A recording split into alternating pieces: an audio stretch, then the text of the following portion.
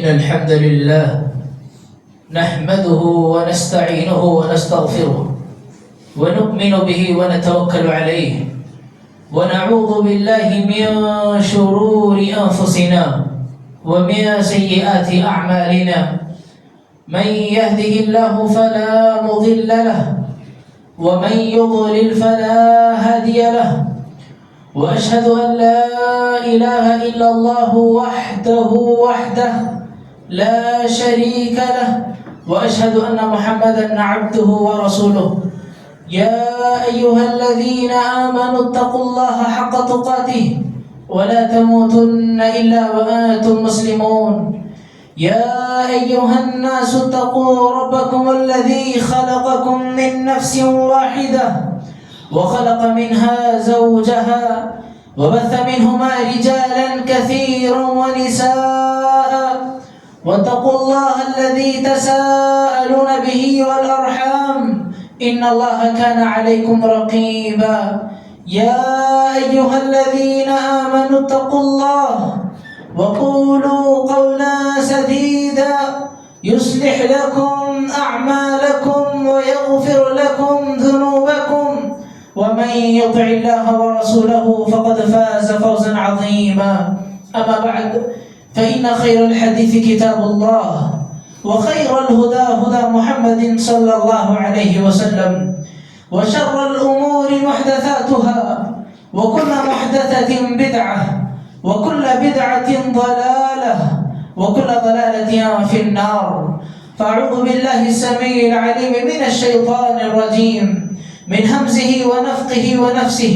بسم الله الرحمن الرحيم.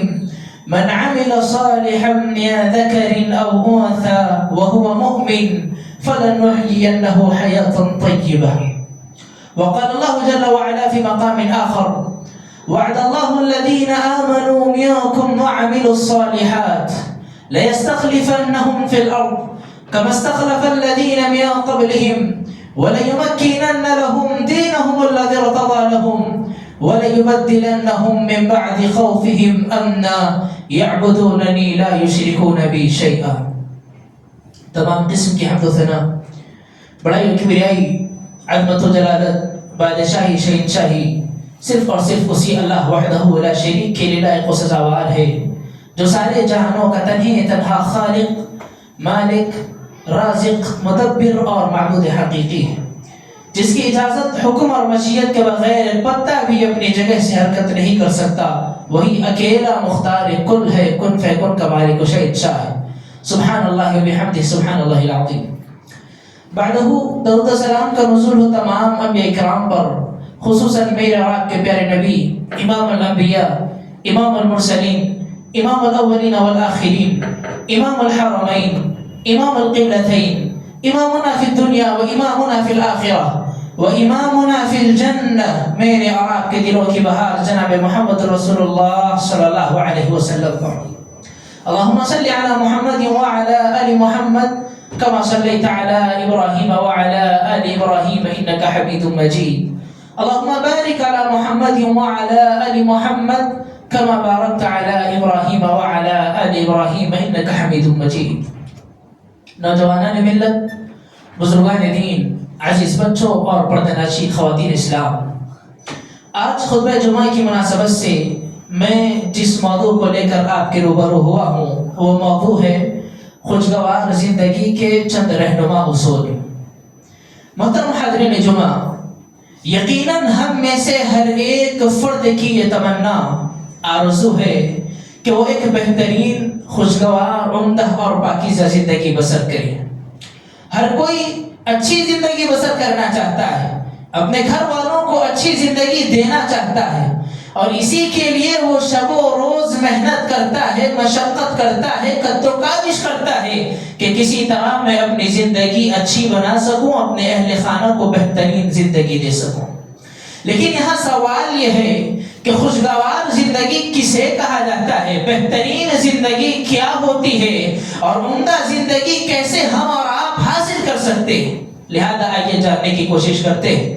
اگر بات کی جائے خوشگوار زندگی کی تو جہاں لوگوں میں یہ نظریہ پایا جاتا ہے کہ لوگ دنیاوی مال و دولت اور ساز و سامان کے حصول کو خوشگوار زندگی تصور کرتے ہیں۔ عزیز بھائیو یاد رکھو، اگر کامیاب زندگی کا یہ معیار اور یہ تصور ہوتا کہ جس کے پاس جتنی زیادہ دولت ہو وہ اتنا زیادہ کامیاب، اس کی زندگی اتنی ہی زیادہ خوشگوار ہوگی، اگر یہ اصول اور یہ معیار ہوتا تو کائنات کی سب سے بہترین اور خوشگوار زندگی شداد کی ہوتی، نمرود اور فرعون کی ہوتی، جن کے پاس مال و دولت بھی تھی، طاقت و قوت بھی تھی، حکومت اور اقتدار بھی تھا، لیکن ہم اور آپ جانتے ہیں کہ رب العالمین نے رہتی دنیا تک کے لیے ان لوگوں کو نشان عبرت بنا دیا ہے۔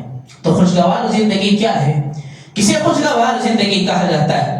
کتاب و سنت کی روشنی میں اگر ہم اور آپ اس سوال کا جواب تلاش کریں تو پتہ یہ چلتا ہے کہ وہ شخص جسے دنیا میں خیر و بھلائی دی جائے اور آخرت میں بھی خیر و بھلائی عطا کی جائے، جسے دنیا میں بھی ایک حصہ دیا جائے اور آخرت میں بھی جس کی کامیابی مقدر کر دی جائے، حقیقی معنوں میں ایسا شخص کامیاب ہوتا ہے، ایسے شخص کی زندگی خوشگوار زندگی ہوتی ہے۔ لہذا آئیے خوشگوار زندگی حاصل کرنے کے چند اصول میں آپ کو بتاتا ہوا اپنی بات ختم کروں۔ محترم حاضرین، اگر عمدہ زندگی کی بات کی جائے تو اس کے حصول کے لیے سب سے پہلا اصول ایمان اور عمل صالح ہے۔ ہر وہ شخص جو ایک پاکیزہ زندگی بسر کرنا چاہتا ہے، ہر وہ انسان جو ایک اچھی زندگی بنانا چاہتا ہے، اس کے لیے سب سے پہلا اصول یہ ہے کہ وہ ایمان اور عمل صالح ان دونوں چیزوں کو لازم و ملزوم پکڑ لے، ان دونوں چیزوں کو مضبوطی سے تھام لے۔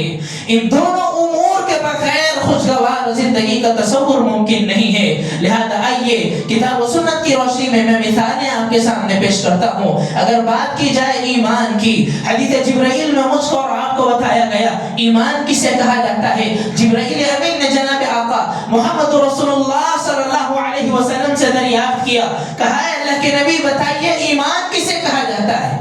آپ صلی اللہ علیہ وسلم نے 6 چیزوں کا تذکرہ کیا۔ فرمایا ان تؤمن باللہ وملائکتہ وکتبہ ورسلہ والیوم الآخر والقدر خیرہ وشرہ۔ ان 6 چیزوں پر یقین لاؤ تب جا کر تمہارا ایمان مکمل ہوگا۔ یہ ایمان کے 6 ارکان ہیں۔ اللہ سبحانہ و تعالیٰ پر ایمان لانا، اس کی کتابوں پر، اس کے رسولوں پر، اس کے فرشتوں پر، قیامت کے دن پر اور تقدیر کے اچھے برے ہونے پر، ان 6 چیزوں پر ایمان رکھنا چاہیے۔ یہ 6 چیزیں ایمان کے ارکان کہلاتے ہیں۔ اور آپ کو یہ معلوم ہونا چاہیے ایمان کی تعریف میں علماء اکرام نے بیان کیا، کہا اقرار باللسان وتصدیق بالجنان وعمل بالارکان۔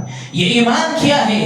کہا ان 6 چیزوں کا زبان سے اقرار کرنا، وتصدیق باللسان وتصدیق بالجنان، صدق دل کے ساتھ اس کی تصدیق کرنا، دل میں اسے سچا ماننا، اور اعضاء و جوارح سے ان چیزوں پر عمل کرنا ایمان کہلاتا ہے۔ مثال کے طور پر آپ ایمان لاتے ہیں ان تؤمن باللہ، سب سے پہلے آپ اللہ پر ایمان لاتے ہیں، اللہ کو اپنا رب، معبود، خالق و مالک، رازق، اپنا داتا، مشکل کشا سب کچھ مانتے ہیں۔ تو یاد رکھو آپ کے ایمان کا یہ جو رکن ہے ایمان باللہ، اس وقت تک مکمل نہیں ہوگا جب تک کہ آپ زبان پر اقرار کرنے کے ساتھ ساتھ دل میں اس کی تصدیق کرنے نہ لگ جائیں۔ آپ زبان سے اقرار کرتے ہیں لیکن آپ کے دل میں خیر اللہ کا بسا ہوا ہے، آپ زبان سے اللہ کو مانتے ہیں، زبان سے رب کی ربوبیت و الوہیت کا اقرار کرتے ہیں، لیکن آپ کا دل خیروں کی جانب مائل ہے اور آپ اعضاء و جوارح سے ایسے اعمال کرتے ہیں جو اللہ سبحانہ و تعالیٰ کے لیے نہیں بلکہ غیر اللہ کے لیے ہیں۔ تو یاد رکھو آپ کا ایمان نہیں ہے، محض یہ کھوکھلا دعویٰ ہے۔ تو پتہ یہ چلتا ہے کہ ان 6 چیزوں پر زبان سے اقرار کے ساتھ ساتھ دل کی تصدیق کے ساتھ ساتھ اعضاء و جوارح سے عمل بھی ضروری ہے۔ یہی وجہ ہے کہ صرف ایمان انسان کے لیے فائدہ مند نہیں ہے بلکہ اس کے لیے عمل بھی ضروری ہے، اور صرف عمل کامیابی کا ضامن نہیں، ایمان بھی ضروری ہے۔ اگر کوئی بندہ مومن ایمان لاتا ہے، عمل سے اپنا دامن چھڑاتا ہے، وہ کامیاب نہیں ہو سکتا۔ اگر کوئی نیک اعمال کرتا ہے، جتنے ہو سکے زیادہ سے زیادہ اعمال کرنے کی کوشش کرتا ہے، لیکن ایمان نہیں لاتا، مومن نہیں ہے، تو اس کی نیکیاں بھی اسے فائدہ پہنچانے والی نہیں ہے۔ دو مثال میں آپ کے سامنے پیش کرتا ہوں۔ سب سے پہلی مثال، ایمان ضروری ہے، صرف عمل کامیابی کا ضامن نہیں ہے۔ عبداللہ بن جدعان کے بارے میں اماں عائشہ صدیقہ رضی اللہ عنہا نے سوال کیا، پوچھا اللہ کے نبی صلی اللہ علیہ وسلم، عبداللہ بن جدعان کے بارے میں آپ کا کیا خیال ہے؟ یہ مکہ کا بڑا سخی اور فیاض انسان ہے، یہ رشتہ داروں کے ساتھ صلہ رحمی کرنے والا، غریبوں اور یتیموں کی دیکھ بھال کرنے والا، انسانوں کی خدمت کرنے والا، یہ بڑا سخی اور فیاض انسان ہے۔ آپ صلی اللہ علیہ وسلم نے فرمایا لم ينفعه، اے عائشہ اس کی نیکیاں اسے ذرا برابر بھی فائدہ پہنچانے والی نہیں ہے۔ انه لم يقل يوما رب اغفر لي خطيئتي يوم الدين، کیونکہ اس نے کبھی اپنی زبان سے اس بات کا اقرار نہیں کیا کہ اے یوم جزا کے مالک میری خطاؤں کو معاف کر دے۔ وہ اللہ سبحانہ و تعالیٰ پر ایمان نہیں رکھتا تھا، وہ رب کے وجود کا منکر، وہ روز قیامت کا منکر، ایمان نہ لانے کی وجہ سے گرچہ اس کی پوری زندگی نیکیوں میں بسر ہوئی ہو، سارے کی ساری نیکیاں اس کی تباہ و برباد ہو جائیں گی، اسے ذرا برابر فائدہ ملنے والا نہیں۔ محترم حاضرین، اسی طریقے سے اگر کوئی شخص ایمان لاتا ہے اور عمل سے اپنا دامن چھڑاتا ہے تو یاد رکھو اس کا ایمان اس کے لیے ذرا برابر فائدہ مند نہیں ہوگا، اس کا ایمان اسے ذرا برابر فائدہ مند نہیں ہوگا، کیونکہ اس کا ایمان مکمل اسی صورت میں ہوگا جب وہ اپنے ایمان کے مطابق عمل کرے گا۔ آج افسوس کی بات ہے، مسلم معاشرے کا یہ بڑا المیہ بنا ہوا ہے، آج ہم دعوے دار ہیں، ہم مسلمان ہیں، ہر کوئی دعویٰ کرتا ہے میں اہل الحدیث ہوں، میں اہل السنہ کے منہج پر چلنے والا، میں پیارے نبی کے طریقے پر چلنے والا، میں صحابہ کے نقش قدم پر چلنے والا، میں اسلاف کے نقش قدم پر چلنے والا، میں اہل الحدیث ہوں۔ آج ہم میں کے ہر ایک شخص کا یہ دعویٰ ہے، لیکن ہم اور آپ محض دعووں تک رہ گئے ہیں، ہم زبان سے اقرار کرتے ہیں لیکن ہمارے اعمال ہماری زبان کے اقرار کے مطابق نہیں ہیں، ہمارے اعمال اس کے مطابق نہیں ہیں۔ ہم زبان سے بڑے بڑے دعوے کرتے ہیں لیکن میدان عمل میں کوتاہ نظر آتے ہیں، تو یاد رکھو زبان سے اقرار کرنا یا زبان سے کھوکھلے دعوے کرنا یہ میرے رب کے لیے فائدہ مند ثابت نہیں ہوگا۔ اللہ سبحانہ و تعالی ارشاد فرماتا ہے فمن كان يرجو لقاء ربه فليعمل عملا صالحا ولا يشرك بعبادة ربه احدا۔ کہا تم میں سے وہ شخص جو روز قیامت اللہ سبحانہ و تعالی سے ملاقات کی امید رکھتا ہے، تم میں سے وہ انسان جو روز قیامت اپنے رب سے ملنا چاہتا ہے، اپنے رب کے پاس اپنے اعمال کی جزا و سزا پانا چاہتا ہے، فرمایا فَلْيَعْمَلْ عَمَلًا صَالِحًا، ضروری ہے کہ ایسا شخص زیادہ سے زیادہ نیک اعمال کا اہتمام کرے۔ اگر آپ اپنی نیکیوں کا فائدہ دیکھنا چاہتے ہو، نیک اعمال انجام دو، رب سے ملاقات کرنا چاہتے ہو، فرمایا فَلْيَعْمَلْ عَمَلًا صَالِحًا، اعمال صالحہ ضروری ہے، بغیر اعمال صالحہ کے بات بننے والی نہیں ہے۔ محترم حاضرین، جب ایک بندے مومن کے اندر یہ دونوں صفات آ جاتی ہیں، وہ حقیقی معنوں میں مومن بھی ہے، کثرت سے نیک اعمال کا اہتمام بھی کرتا ہے، یاد رکھو اللہ سبحانہ و تعالیٰ ایسے شخص کو بڑے عظیم فوائد سے نوازتا ہے، ایسے شخص کو اللہ رب العالمین بڑی نعمتوں سے نوازتا ہے، جن کا تذکرہ کرتے ہوئے اللہ سبحانہ و تعالیٰ نے ایک مقام پر فرمایا من عمل صالحا من ذکر او انثى وهو مؤمن فلنحيينه حیاة طیبہ۔ محترم حاضرین، یہاں غور کرنے کا مقام یہ ہے اللہ سبحانہ و تعالیٰ نے قرآن مجید میں جہاں کہیں اہل ایمان کو کسی بات کا حکم دیا مطلق صیغے کا استعمال کیا، جیسے نماز کا حکم ہے، زکوٰۃ کا حکم ہے، دیگر چیزوں کا حکم ہے، فرمایا یا ایھا الذین آمنوا اقیموا الصلاۃ آتوا الزکاۃ، ایمان والو نماز قائم کرو، زکوٰۃ ادا کرو۔ اس میں مرد بھی شامل ہیں، عورتیں بھی شامل ہیں۔ اللہ رب العالمین نے جتنے بھی احکام دیے ہیں اس میں مرد و عورت کی تفریق نہیں ہے، سب لوگ اس میں شامل ہیں، لیکن جب ایمان اور عمل صالح کی بات آئی اللہ سبحانہ و تعالیٰ نے دونوں کا الگ الگ تذکرہ کیا، فرمایا من عمل صالحا من ذکر او انثى، چاہے مرد ہو یا چاہے عورت ہو، نیک اعمال کا اہتمام کرتا ہے، وہو مؤمن،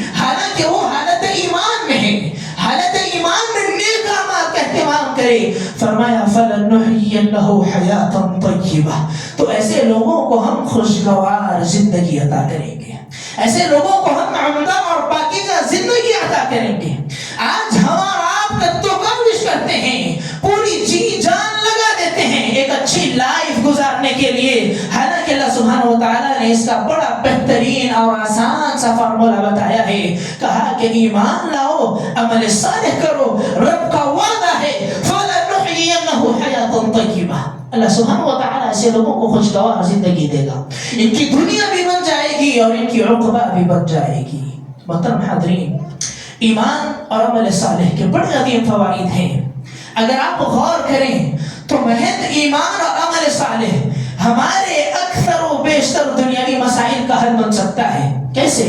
اللہ سبحانہ و تعالیٰ نے سورہ مؤمنون میں ارشاد، سورہ نور میں ارشاد فرمایا، کہا وعد اللہ الذین آمنوا منکم وعملوا الصالحات ليستخلفنهم في الأرض كما استخلف الذين من قبلهم وليمكنن لهم دينهم الذي ارتضى لهم وليبدلنهم من بعد خوفهم أمنا يعبدونني لا يشركون بي شيئا۔ فرمایا اللہ سبحانہ و تعالیٰ کا وعدہ ہے ان لوگوں سے جو ایمان لائے اور نیک اعمال کا اہتمام کیا۔ کس چیز کا وعدہ ہے؟ فرمایا لَيَسْتَخْلِفَنَّهُمْ فِي الْأَرْضِ، اللہ سبحانہ و تعالیٰ ایسے لوگوں کو زمین میں خلافت دے گا، زمین میں اللہ سبحانہ و تعالیٰ حکومت اور اقتدار دے گا۔ آج خاص کر آپ ہمارے ملک عزیز ہندوستان کا جائزہ لیجئے، آج مسلمان رونا روتے ہیں کہ حکومت میں ہمارا کوئی اقتدار نہیں ہے، ہمارا کوئی اختیار نہیں ہے، مسلمانوں پر ظلم و ستم کیا جا رہا ہے، ظالم و جابر حکمرانوں کی حکمرانی ہم پر مسلط کر دی گئی ہے۔ مسلمان رونا روتے ہیں، لیکن اسباب تلاش کریں، اس کا حل تلاش کریں۔ اللہ نے تو وعدہ کیا ہے کہ اللہ تمہیں خلافت دے گا، تمہیں حکومت دے گا۔ آج خوف و دہشت کا ماحول ہے، رب کا وعدہ ہے کہ وہ خوف و امن میں بدل دے گا، تمہارے دین کو تمکن عطا کرے گا۔ لیکن کن لوگوں سے وعدہ ہے؟ فرمایا وعد اللہ الذین آمنوا منکم وعملوا الصالحات، ان لوگوں سے اللہ کا وعدہ ہے جو ایمان لائے اور زیادہ سے زیادہ نیک اعمال کا اہتمام کیا۔ تو پتہ یہ چلتا ہے حقیقی معنوں میں ایمان لانا اور مسلسل نیک اعمال کا اہتمام کرنا یہ باعث بنتا ہے اللہ سبحانہ و تعالیٰ کی خلافت کا۔ اللہ ایسے لوگوں کو خلافت دیتا ہے، اللہ سبحانہ و تعالیٰ ایسے لوگوں کو حکومت دیتا ہے، ایسے لوگوں سے خوف کو دور کر دیتا ہے، امن و سکون عطا کرتا ہے۔ فرمایا یعبدوننی لا یشرکون بی شیئا، کہا کہ صرف میرے اکیلے کی عبادت کرنا، میرے ساتھ کسی اور کو شریک نہ کرنا۔ محترم حاضرین، پتہ یہ چلتا ہے کہ ایمان اور عمل صالح انسان کو دنیا میں بھی کئی عظیم فوائد و ثمرات کا حقدار بناتا ہے، اور ساتھ ہی ساتھ ایسے شخص کے لیے اللہ سبحانہ و تعالیٰ نے فردوس کے باغات میں مہمان نوازی تیار کر رکھی ہے۔ اللہ سبحانہ و تعالیٰ نے سورہ کہف میں ارشاد فرمایا، کہا ان الذین آمنوا وعملوا الصالحات كانت لهم جنات الفردوس نزلا، کہا کہ وہ لوگ جو ایمان لاتے ہیں، نیک اعمال کا اہتمام کرتے ہیں، كانت لهم جنات الفردوس نزلا، اللہ سبحانہ و تعالیٰ نے ایسے لوگوں کے لیے فردوس کے باغات میں میزبانی تیار کی ہے۔ اللہ سبحانہ و تعالیٰ فردوس کے باغات میں ایسے لوگوں کی مہمان نوازی کرے گا۔ کن لوگوں کی؟ وہ لوگ جو ایمان لاتے ہیں اور نیک اعمال کا اہتمام کرتے ہیں۔ محترم حاضرین، پتہ یہ چلا ان نصوص سے کہ ایمان اور عمل صالح انسان کو دنیا اور آخرت میں بڑی نعمتوں کا حقدار بناتا ہے، اور اللہ سبحانہ و تعالیٰ نے اہل ایمان سے وعدہ کیا، وہ اہل ایمان جو حقیقی معنوں میں ایمان بھی لاتے ہیں، نیک اعمال کا اہتمام بھی کرتے ہیں، اللہ نے کہا کہ ایسے لوگوں کو میں خوشگوار زندگی عطا کروں گا۔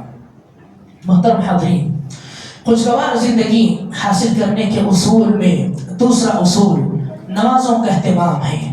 حضرات یاد رکھیں، وہ بندہ جو کامیابی کا متلاشی ہے، وہ شخص جو ایک خوشگوار زندگی حاصل کرنا چاہتا ہے، نمازوں سے دور ہے، یاد رکھو حقیقی معنوں میں یہ دنیا کا سب سے بڑا بے وقوف ہے، یہ سب سے بڑا احمق انسان ہے۔ کامیابی کا سب سے بڑا ضامن نماز ہے، نماز کے بغیر کامیابی کا تصور نہیں. نماز کے بغیر خوشگوار، خوشحال اور ایک اچھی زندگی کا تصور ناممکن اور محال ہے. بیوقوف ہے وہ انسان جو خوشگوار زندگی کی امید لگاتا ہے اور بے نمازی بنا پھرتا ہے. آپ قرآن مجید کی تلاوت کیجئے. اللہ سبحانہ و تعالیٰ نے سورۃ المؤمنون میں کامیاب لوگوں کا تذکرہ کیا اور کامیاب لوگوں کی تقریباً 8 صفات بیان فرمائی. اس میں سب سے پہلی صفت کیا ہے؟ فرمایا اللہ سبحانہ و تعالیٰ نے قد افلح المؤمنون، کہا کہ کامیاب ہوئے اہل ایمان. اہل ایمان کامیاب ہو گئے، مومنین نے کامیابی حاصل کر لی. یہ کون اہل ایمان ہیں؟ ان کی کیا صفات ہیں؟ سب سے پہلی صفت بیان کرتے ہوئے اللہ سبحانہ و تعالیٰ نے ارشاد فرمایا الذین هم فی صلاتهم خاشعون. یہ وہ اہل ایمان کامیاب ہونے والے افراد ہیں جو اپنی نمازوں میں خشوع اور خضوع اختیار کرتے ہیں. لیکن افسوس کی بات ہے، نمازوں میں خشوع اور خضوع دور کی بات ہے. ہمارا آپ نمازوں سے کس دور نظر آتے ہیں، ہماری مسجدیں ویران نظر آتی ہے.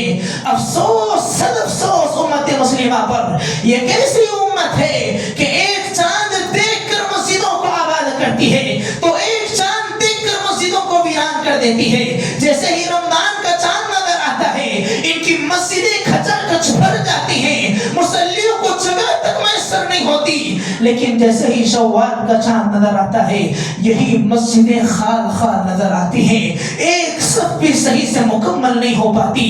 عزیز ساتھیوں، ہمارا اور آپ کا اسلام یہ کسی مہینے کے لیے خاص نہیں ہے. رب نے کہا وَعْبُدْ رَبَّكَ حَتَّى يَأْتِيَكَ الْيَقِينُ. مجھ کو اور آپ کو اپنے رب کی عبادت کرنی ہے.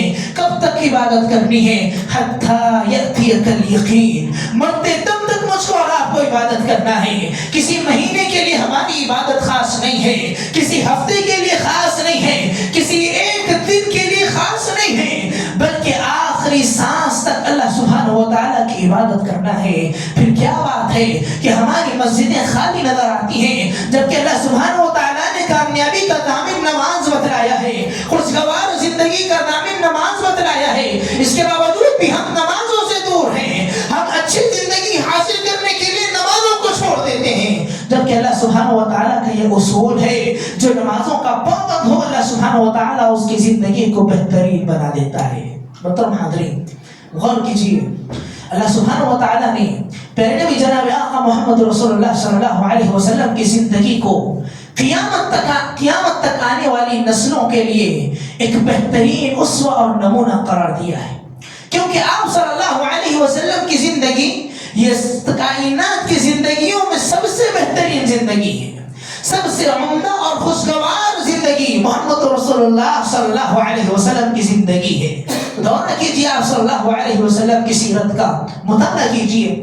آپ صلی اللہ علیہ وسلم کے بارے میں آتا ہے، دیکھیے کیسے آپ صلی اللہ علیہ وسلم نے اپنی زندگی کو خوشگوار بنایا، کیسے آپ اپنی زندگی میں پیش آنے والے مسائل حل کیا کرتے تھے، کیسے آپ کی زندگی ایک عمدہ زندگی بن گئی. ہم اور آپ دیکھیں صحابہ کرام بیان کرتے ہیں اذا حزبه امر فصلى. جب آپ صلی اللہ علیہ وسلم کو کوئی تکلیف پیش آتی، جب آپ صلی اللہ علیہ وسلم کو کوئی مصیبت پیش آتی، آپ کا یہ معمول تھا فوراً آپ صلی اللہ علیہ وسلم نماز کے لیے کھڑے ہو جاتے، فوراً آپ صلی اللہ علیہ وسلم نماز کا اہتمام کیا کرتے تھے.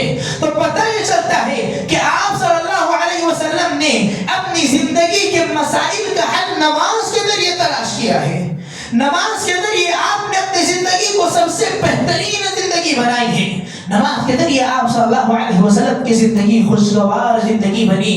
خود آپ صلی اللہ علیہ وسلم فرماتے ہیں جعلت قرۃ عینی فی الصلاۃ، لوگوں میری آنکھوں کی ٹھنڈک نماز میں رکھ دی گئی ہے. جب کبھی بے چینی آتی آپ صلی اللہ علیہ وسلم نماز کے ذریعے سکون و اطمینان حاصل کرتے. یہ نماز آپ صلی اللہ علیہ وسلم کی آنکھوں کی ٹھنڈک تھی.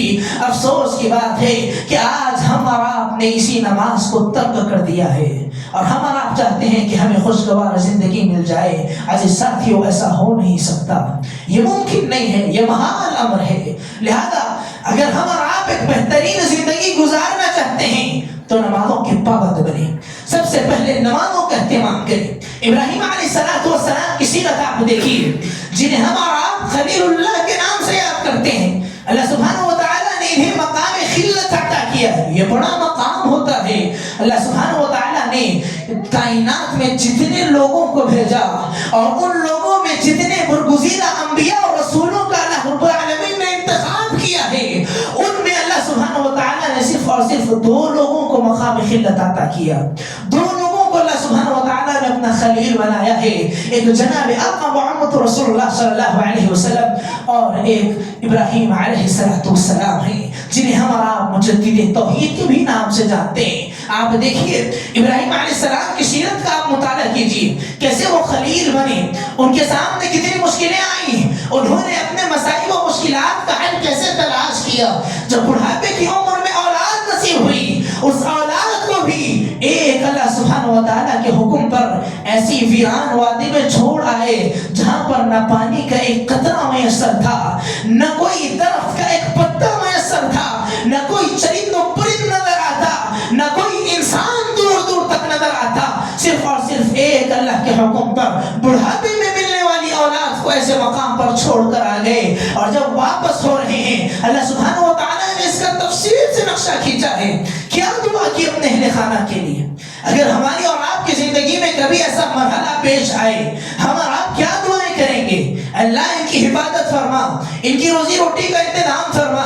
نہ جانے انسان کے دل میں کیا کیا امنگیں جاگتی ہیں، انسان کے دل میں کیسے کیسے خیالات آتے ہیں کہ میں نے اپنے اہل خانہ کو یہاں پر چھوڑا ہے، ان کے کھانے پینے کا بندوبست کیسے ہوگا، انہیں حیوانوں سے بچانے والا کون ہے، انہیں جب دھوپ پڑے گی تو سایہ دینے والا کون ہے، ان کی نگہبانی اور نگرانی کرنے والا کون ہے. لیکن ان تمام سوالات کو پسے پشت ڈالتے ہوئے سب سے پہلی دعا ابراہیم علیہ السلام نے کیا کی؟ اللہ سبحانہ و تعالیٰ نے فرمایا ربنا انی اسکنت من ذریتی بواد غیر ذی زرع عند بیتک المحرم. کہا کہ ابراہیم علیہ السلام جب اپنے اہل خانہ کو چھوڑ کر واپس لوٹ رہے ہیں، دعا کر رہے ہیں ربنا انی اسکنت من ذریتی، اے اللہ سبحانہ و تعالیٰ میں نے تیرے حکم پر اپنے اہل خانہ کو یہاں پر چھوڑا ہے. بواد غیر ذی زرع عند بیتک المحرم، تیرے محرم گھر کے پاس، بیت اللہ کے پاس میں نے انہیں یہاں چھوڑا ہے جہاں پر کوئی ایک درخت تک موجود نہیں ہے، ویران وادی میں نے انہیں چھوڑا ہے. کیا التجا کرتے ہیں؟ کہا ربنا لیقیموا الصلاۃ، مولا التجا یہ ہے کہ میرے اہل خانہ کو نمازی بنا دے. سبحان اللہ، کتنی بڑی بات ہے. درغور کریں، اپنے ضمیر کو جھنجھوڑیں، اپنے آپ سے سوال کریں کہ آج یہ تڑپ اور یہ شدت ہمارے اور آپ کے دلوں میں موجود ہے. کیا آج ہم اور آپ اپنے اہل خانہ کے لیے اس طرح کی دعائیں کرتے ہیں؟ نہیں. افسوس کی بات ہے، افسوس کی بات ہے. ہمارے مسلم معاشرے کا ایک اور المیہ یہ ہے، آج کے باپ اور آج کے والدین اس بات کی تمنا کرتے ہیں کہ ہمارے بچے نمازی بن جائیں، پرہیزگار بن جائیں، دیندار بن جائیں. حالانکہ وہ خود بے نمازی، وہ خود دین سے دور، وہ خود جہالت میں ڈوبے ہوئے ہیں. تمنا یہ کرتے ہیں کہ ہمارے بال بچے نمازی بن جائیں، نیکوکار بن جائیں. یاد رکھو ایسا ہونے والا نہیں ہے. یہ آپ کی ایسی تمنا ہے جو کبھی مکمل نہیں ہوگی. بچہ اپنے والدین کو دیکھ کر سیکھتا ہے. والدین کے اندر جو خصلتیں ہوتی ہیں، جو عادتیں ہوتی ہیں، جو صفات ہوتی ہیں، وہی صفات ان کے بیٹوں میں بھی، ان کی نسلوں میں بھی منتقل ہوتی ہیں. اگر آپ اپنی اولاد کو دیندار بنانا چاہتے ہو، اپنی اولاد کو نمازی بنانا چاہتے ہو، تو سب سے پہلے آپ کو دیندار بننا ہوگا. سب سے پہلے آپ کو نماز پڑھ کر بتانی ہوگی. آپ کے بچے کو معلوم ہونا چاہیے کہ میرا باپ نمازی ہے، 5 وقت نمازوں کے لیے مسجد آتا ہے، مسجد آ کر نماز ادا کرتا ہے. تب جا کر اس کا اثر آپ کی اولاد پر پڑے گا اور آپ کی اولاد بھی نمازی بنے گی. ویسا اثر جو ابراہیم علیہ السلام نے اپنی اولاد پر چھوڑا، جب وہ خود نمازی، اپنے اہل خانہ کے لیے بھی دل میں تڑپ ہے، تو کیسی نسل وجود پذیر ہوتی ہے. دیکھیے اللہ سبحانہ و تعالیٰ نے ابراہیم علیہ السلام کے فرزند اسماعیل علیہ السلام کا تذکرہ کیا سورہ مریم میں. فرمایا وَاذْكُرْ فِي الْكِتَابِ اسماعیل إِنَّهُ كَانَ صَادِقَ الْوَعْدِ وَكَانَ رَسُولًا نَبِيًّا. کہا ہے کہ نبی صلی اللہ علیہ وسلم اس کتاب میں اسماعیل کا ذکر کیجیے، اسماعیل کے بارے میں اپنی قوم کو بتائیے. إِنَّهُ كَانَ صَادِقَ الْوَعْدِ وَكَانَ رَسُولًا نَبِيًّا. کہا یہ اپنے وعدوں کو سچا کرنے والا، اپنے اللہ کا نبی اور اس کا رسول تھا. اور اس کی صفت کیا تھی؟ فرمایا وَكَانَ يَأْمُرُ أَهْلَهُ بِالصَّلَاةِ، کہا کہ یہ اپنے اہل خانہ کو نمازوں کا حکم دیتا تھا. یہ عادت، یہ خصلت اسماعیل علیہ السلام میں کیسے آئی؟ یقینی بات ہے ان کے والد ابراہیم علیہ السلام سے منتقل ہوئی ہے. لہذا بتانا یہ چاہتا ہوں کہ اگر ہم اور آپ کامیابی کے متلاقی ہیں، اگر ہم اور آپ ایک خوشگوار زندگی بسر کرنا چاہتے ہیں، تو خود نمازی بنیں، اپنے اہل خانہ کو نمازی بنائیں، اپنی اولاد کو نمازی بنائیں، ایک نمازی معاشرہ تشکیل دیں، تب جا کر ہر ایک انسان کو خوشگوار زندگی نصیب ہوگی. محترم حاضرین، اسی طریقے سے خوشگوار زندگی حاصل کرنے کے اسباب میں تیسرا سبب اللہ سبحانہ و تعالیٰ کا ذکر کرنا ہے. کثرت سے اللہ سبحانہ و تعالیٰ کو یاد کرنا، اٹھتے بیٹھتے چلتے پھرتے جتنا زیادہ ہو سکے اللہ سبحانہ و تعالیٰ کا ذکر کرنا، یہ انسان کی زندگی میں خیر و بھلائی کا باعث ہے، انسان کی زندگی کو خوشگوار بنانے کا ذریعہ ہے. چنانچہ آپ غور کیجئے قرآن کریم نے کتنے مقامات پر مجھ کو اور آپ کو حکم دیا گیا، یا ایھا الذین آمنوا اذکروا اللہ ذکرا کثیرا. فرمایا کہ اے ایمان والو، کثرت کے ساتھ اللہ سبحانہ و تعالیٰ کا ذکر کرو، کثرت کے ساتھ اللہ سبحانہ و تعالیٰ کو یاد کیا کرو، جتنا ہو سکے اللہ سبحانہ و تعالیٰ کو یاد کرو. اور اسی طریقے سے پیارے نبی جناب آقا محمد رسول اللہ صلی اللہ علیہ وسلم نے مثال بیان فرمائی دو افراد کی، وہ لوگ جو اللہ سبحانہ و تعالیٰ کا ذکر کرتے ہیں اور وہ لوگ جو اللہ کے ذکر سے غفلت برتتے ہیں. فرمایا مثل الذی یذکر ربہ والذی لا یذکر ربہ کمثل الحج والمیت. کہا کہ وہ شخص جو اللہ سبحانہ و تعالیٰ کو یاد کرتا ہے، اپنے رب کا ذکر کرتا ہے، اور وہ جو اپنے رب کا ذکر نہیں کرتا، ان دونوں کی مثال زندہ اور مردہ کی مانند ہے. اللہ کو یاد کرنے والا، اللہ کے ذکر میں مشغول رہنے والا، گویا کہ وہ زندہ ہے، اس کا ضمیر زندہ ہے، اس کی روح زندہ ہے. لیکن وہ شخص جو اللہ کو بھول چکا ہے، جو اللہ کی یاد سے غافل ہے، جو اللہ کے ذکر سے کوسوں دور ہے، یاد رکھو بظاہر اس کی نفسوں میں خون بہ رہا ہوگا، بظاہر اس کا دل دھڑک رہا ہوگا، بظاہر وہ چلتا پھرتا نظر آ رہا ہوگا، لیکن حقیقی معنوں میں وہ مردہ ہے، اس کا ایمان مر چکا ہے، اس کا ضمیر مر چکا ہے، حقیقی معنوں میں وہ مردہ شمار کیا جاتا ہے. عزیز ساتھیوں، ضرورت اس بات کی ہے کہ ہمارا آپ جتنا زیادہ ہو سکے اللہ سبحانہ و تعالیٰ کا ذکر کریں، اللہ سبحانہ و تعالیٰ کو یاد کریں. یہ دلوں کے سکون کا ذریعہ ہے، یہ پریشانیوں کے حل کا ذریعہ ہے. اللہ سبحانہ و تعالیٰ نے ارشاد فرمایا الا بذکر اللہ تطمئن القلوب. کہا کہ خبردار لوگوں، دلوں کا سکون اللہ کے ذکر سے حاصل ہوتا ہے. آج انسان جتنا چاہے بڑا بن جائے، جتنی چاہے اس کے پاس مال و دولت ہو، جتنے چاہے اس کے پاس دنیا کے وسائل و اسباب موجود ہوں، لیکن دل کا سکون چاہیے تو اللہ سبحانہ و تعالیٰ کے ذکر میں ملے گا، اس کے علاوہ کسی چیز میں نہیں ملے گا. چاہے انسان اپنی ساری دولت خرچ کر دے، دل کا سکون یہ ایک ایسی دولت ہے جو اللہ سبحانہ و تعالیٰ اہل ایمان کو عطا کرتا ہے، ان لوگوں کو عطا کرتا ہے جو اللہ سبحانہ و تعالیٰ کو یاد کرنے والے، اس کے ذکر میں مشغول ہونے والے ہوتے ہیں. محترم حاضرین، غور کرنے کا مقام ہے، ذکر اللہ کے بڑے عظیم فوائد و ثمرات ہیں. پیارے نبی جناب آقا محمد رسول اللہ صلی اللہ علیہ وسلم فرماتے ہیں سبق المفردون. کہا کہ مفردون نے سبقت حاصل کر لی، مفردون آگے نکل گئے. صحابہ نے ارشاد فرمایا اللہ کے نبی صلی اللہ علیہ وسلم من مفردون، یہ مفردون کون ہیں؟ یہ کون لوگ ہیں جو انہوں نے سبقت حاصل کر لی، جو آگے نکل گئے؟ آپ صلی اللہ علیہ وسلم نے ارشاد فرمایا الذاکرون اللہ کثیرا والذاکرات. یہ وہ لوگ ہیں جو کثرت سے اللہ کو یاد کرتے ہیں، زیادہ سے زیادہ اللہ کو یاد کرنے والے مرد، زیادہ سے زیادہ اللہ کو یاد کرنے والی عورتیں ہیں جو مفردون ہیں. اور یہی وہ لوگ ہیں جنہوں نے سبقت حاصل کر لی، اللہ کی راہ میں بہت آگے نکل چکے ہیں. محترم حاضرین، غور کرنے کا مقام ہے کہ جہاں ذکر اللہ کے ذریعے سے انسان اپنی زندگی کو خوشگوار بنا سکتا ہے، وہیں پر اگر انسان اللہ کے ذکر سے غافل ہو جائے تو اس کی زندگی اجیرن بن جاتی ہے، اس کی زندگی تباہ و برباد ہو جاتی ہے، اس کی زندگی نشان عبرت بن کر رہ جاتی ہے. اللہ سبحانہ و تعالیٰ نے وعید سنائی ہے، فرمایا من اعرض عن ذکری فإن له معیشۃ ضنکا.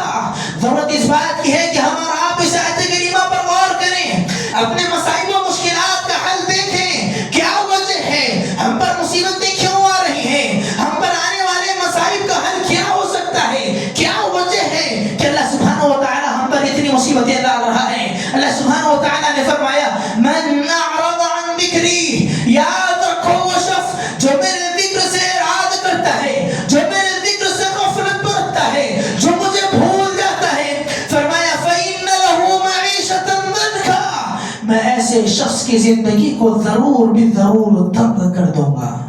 ایسے شخص کی زندگی تنگ کر دی جاتی ہے معاشی اعتبار سے، معیشت کے اعتبار سے، معاشرے میں رہنے کے اعتبار سے، انسان کی کاروبار کے اعتبار سے، اس کی روزی روٹی کے اعتبار سے، ایمان کے اعتبار سے، گھریلو اعتبار سے، ہر اعتبار سے ایسے افراد کی زندگی تنگ کر دی جاتی ہے، مشکل بنا دی جاتی ہے، مضیق کر دی جاتی ہے.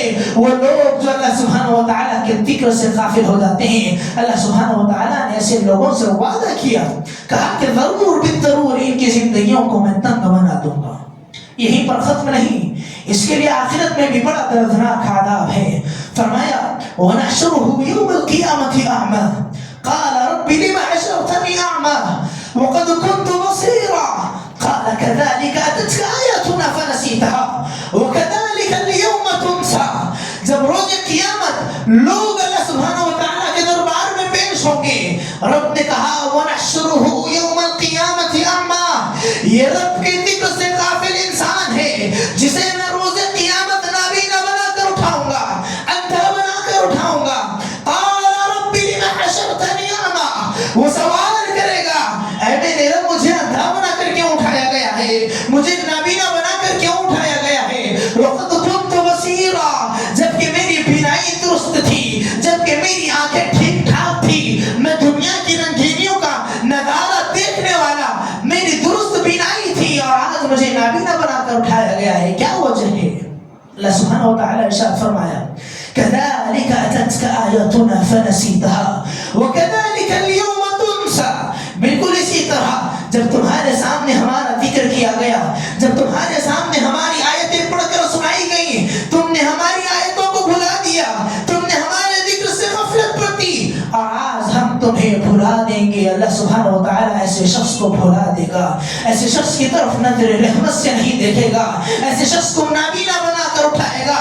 دنیا اور آخرت میں ایسے لوگوں کی زندگیوں کو تنگ کر دے گا جو اللہ سبحانہ و تعالیٰ کے ذکر سے غفلت برتتے ہیں. لہذا عزیز ساتھیوں، ضرورت اس بات کی ہے ہم اور آپ اللہ سبحانہ و تعالیٰ کو یاد کریں، جتنا زیادہ ہو سکے اللہ سبحانہ و تعالیٰ کی تسبیح، تحمید اور تکبیر بیان کریں. آسان آسان جملے جو آسانی کے ساتھ ہماری زبان پر آتے ہیں، سبحان اللہ، الحمدللہ، اللہ اکبر، یہ اتنے آسان جملے ہیں، اسے یاد کرنے کی بھی ضرورت نہیں ہے. لہذا ضرورت اس بات کی ہے کہ ہمارا زیادہ سے زیادہ اللہ کو یاد کریں. اگر اللہ کو بھول جائیں گے، اگر اس کے ذکر سے غافل ہو جائیں گے، یاد رکھو دنیا اور آخرت میں تباہی اور بربادی ہمارا مقدر بنا دی جائے گی. محترم حاضرین، اسی طریقے سے خوشگوار اور عمدہ زندگی کے اصول میں چوتھا اصول توبہ اور استغفار ہے. انسان کو اپنے گناہوں پر نادم اور شرمندہ ہونا چاہیے، اور اسے یہ پتہ ہونا چاہیے فَبِمَا كَسَبَتْ أَيْدِي النَّاسِ. اللہ سبحانہ و تعالیٰ نے فرمایا کہ انسانوں پر جو مصیبتیں آتی ہیں، جو آفتیں آتی ہیں، جو پریشانیاں انسانوں پر ڈالی جاتی ہیں، یہ خود انہی کے ہاتھوں کی کرتوت کا نتیجہ ہے، یہ انہی کے گناہوں کا نتیجہ ہے.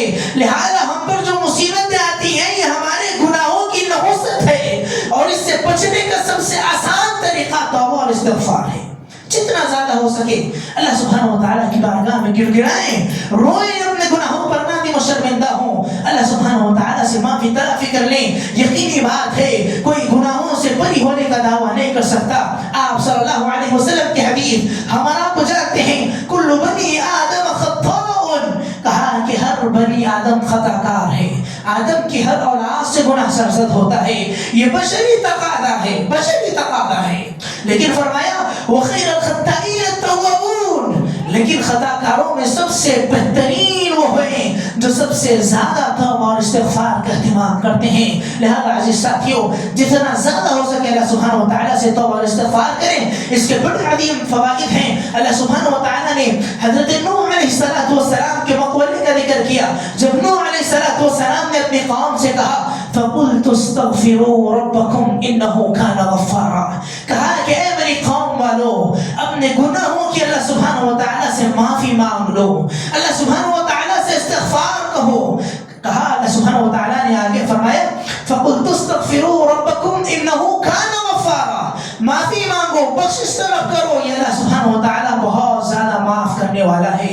يُرْسِلِ السَّمَاءَ عَلَيْكُمْ مِدْرَارًا وَيُمْدِدْكُمْ بِأَمْوَالٍ وَبَنِينَ وَيَجْعَلْ لَكُمْ جَنَّاتٍ وَيَجْعَلْ لَكُمْ أَنْهَارًا. کہا کہ تمہارے گناہوں کو معاف بھی کر دے گا, آسمان پر تمہارے لیے بارش بھی برسائے گا, تمہارے لیے غلے اور اناج بھی اگائے گا, تمہاری مدد کرے گا. بِأَمْوَالٍ وَبَنِينَ, مال و دولت کے ذریعے تمہاری مدد کرے گا, آل و اولاد کے ذریعے تمہاری مدد کرے گا. وَيَجْعَلْ لَكُمْ جَنَّاتٍ وَيَجْعَلْ لَكُمْ أَنْهَارًا, اور جنت میں تمہارے لیے باغات اور تمہارے لیے بڑی نہریں تیار کرے گا. تو پتہ یہ چلا کہ یہ استغفار انسان کے لیے ایک بہت بہترین اور فائدہ مند تجارت ہے. یہ ایک ایسا عمل ہے جو انسان کے گناہوں کو معاف بھی کرتا ہے اور ساتھ ہی ساتھ اسے دنیا اور آخرت میں کئی فوائد و ثمرات بھی عطا کرتا ہے. یہی وجہ ہے امام حسن بصری رحمہ اللہ کے بارے میں آتا ہے کہ 3 الگ الگ افراد آپ کی خدمت میں حاضر ہوئے. کسی نے حاضر ہو کر اپنی روزی روٹی کا شکوہ کیا, کسی نے آل اولاد کا شکوہ کیا, اور کسی نے کوئی اور مسئلہ پیش کیا. لیکن ہر ایک سے حسن بصری رحمہ اللہ نے کہا زیادہ سے زیادہ توبہ اور استغفار کا اہتمام کرنا. جب سارے لوگ چلے گئے, ان کی محفل میں بیٹھے ہوئے شاگردوں نے سوال کیا کہ استاد محترم کیا بات ہے؟ 3 افراد آئے, تینوں الگ الگ, تینوں کا مسئلہ الگ ہے. کسی کو روزی روٹی کی شکایت ہے, کسی کو زراعت کی شکایت ہے, تو کسی کو آل و اولاد کا مسئلہ ہے کہ کوئی بانچ بنا ہوا ہے, اولاد نہیں مل رہی ہے, اور آپ نے ہر ایک کو توبہ اور استغفار کا حکم دیا ہے. حضرت بصری رحمہ اللہ نے کہا کہ ہاں, میں نے اللہ سبحانہ و تعالیٰ کی کتاب کے ذریعے سے فیصلہ فرمایا. اللہ سبحانہ و تعالیٰ نے کہا فَقُلْتُ اسْتَغْفِرُوا رَبَّكُمْ إِنَّهُ كَانَ غَفَّارًا يُرْسِلِ السَّمَاءَ عَلَيْكُمْ مِدْرَارًا وَيُمْدِدْكُمْ بِأَمْوَالٍ وَبَنِينَ وَيَجْعَلْ لَكُمْ جَنَّاتٍ وَيَجْعَلْ لَكُمْ أَنْهَارًا. گویا کہ توبہ اور استغفار یہ انسان کی مال و اولاد میں برکت کا ذریعہ ہے.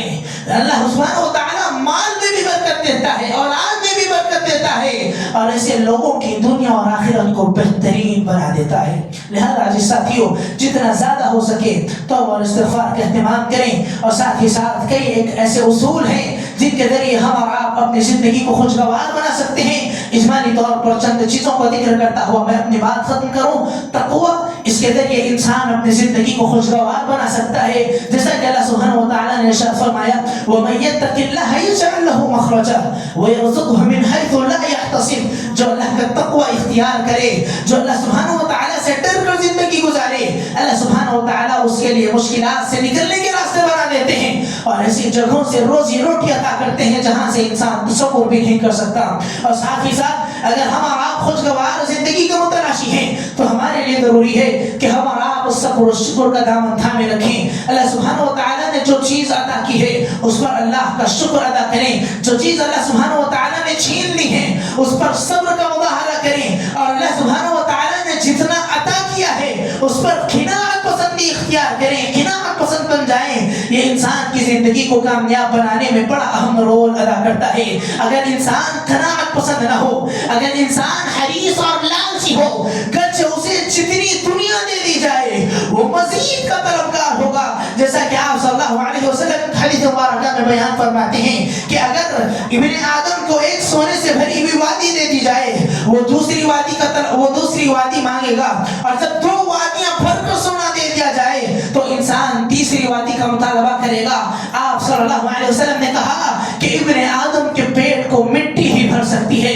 تو بتانا یہ چاہتا ہوں کہ اگر انسان حریص اور لالچی بن جائے تو یاد رکھو کبھی وہ خوشگوار زندگی نہیں بسر کر سکتا. گرچہ وہ کتنا امیر اور مال و دولت والا کیوں نہ بن جائے, لیکن دل میں حریص ہے, لالچ ہے, اور لوگوں کے ساتھ دغا بازی ہے, تو ان چیزوں کے ذریعے انسان کبھی آگے نہیں بڑھ سکتا. اس کے برعکس اگر انسان کے اندر قناعت پسندی ہو, گرچہ تھوڑا سا مال اس کے پاس موجود ہو لیکن اس کی زندگی بہترین ہوگی, اسے دلی سکون ہوگا, اس کے گھر والے خوش ہوں گے, اور وہ خود اپنے آپ سے مطمئن ہوگا. یہی وجہ ہے آپ صلی اللہ علیہ وسلم فرماتے ہیں قد افلح من اسلم ورزق کفافا وقنعه اللہ بما آتا. کہا کہ کامیاب ہوا وہ شخص جس نے اسلام لایا اور اسے اتنی روزی روٹی دی گئی کہ بس اس کا گزارا ہو سکتا ہے، بس اتنی روزی ہے کہ وہ اپنا ایک دن کا وقت گزار سکتا ہے، وَقَنَّعَهُ اللَّهُ بِمَا آتَاهُ، اور وہ شخص اللہ سبحانہ و تعالیٰ کی دی ہوئی چیزوں پر قناعت پسندی اختیار کرتا ہے، کہا حقیقی معنوں میں ایسا شخص کامیاب ہے۔ لہذا خوشگوار زندگی کے لیے قناعت پسندی ضروری ہے، اور ساتھ ہی ساتھ اللہ سبحانہ و تعالیٰ سے دعاؤں کا بھی اہتمام ضروری ہے۔ بڑی بہترین دعا اس سلسلے میں مجھ کو اور آپ کو سکھائی گئی۔ اللہ سبحانہ و تعالیٰ نے ارشاد فرمایا ربنا آتنا فی الدنیا حسنہ وفی الآخرۃ حسنہ وقنا عذاب النار۔ لہذا اس دعا کا اہتمام کریں اور بتائے گئے اعمال کا اہتمام کرنے کی کوشش کریں۔ اللہ سبحانہ و تعالیٰ سے دعا ہے کہ اللہ سبحانہ و تعالیٰ ہم تمام کو بتائے گئے اعمال انجام دینے کی توفیق عطا فرمائے، ہم تمام کو ایک خوشگوار عمدہ اور پاکیزہ زندگی نصیب فرمائے، ایسی زندگی عطا فرمائے جس میں دنیا میں سکون و اطمینان حاصل ہو اور آخرت میں عقبہ میں بڑا بہترین ٹھکانہ مجھ کو اور آپ کو نصیب ہو۔ اللہ سبحانہ و تعالیٰ ہمارے بیماروں کو شفایا بھی نصیب فرمائے، جب تک زندہ رکھے اسلام اور ایمان پر زندہ رکھے، جب خاتمہ ہو تو توحید پر خاتمہ عطا فرمائے، آمین۔ وما علینا الا البلاغ المبین۔